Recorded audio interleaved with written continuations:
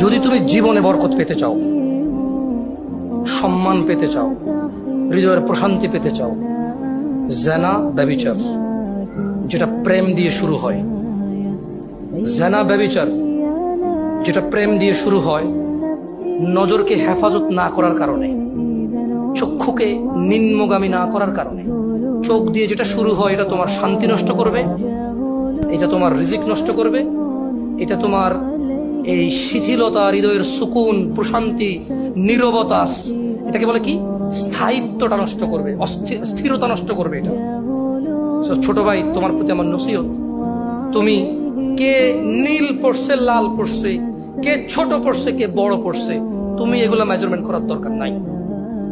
তুমি নিচে নজর রাখো, হাঁটো, তোমার এটা জানারও দরকার নাই আজকে তোমার সামনে দিয়ে কয়টা মেয়ে কি পড়ে গেছে তুমি দেখোই নাই।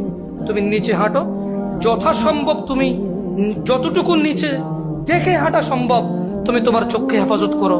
লজ্জাস্থান হেফাজত হবে, লজ্জাস্থান হেফাজত হলে তোমার হৃদয়ের প্রশান্তি নষ্ট হবে না ইনশাআল্লাহ। রিজিকের দরজা খুলবেই খুলবে।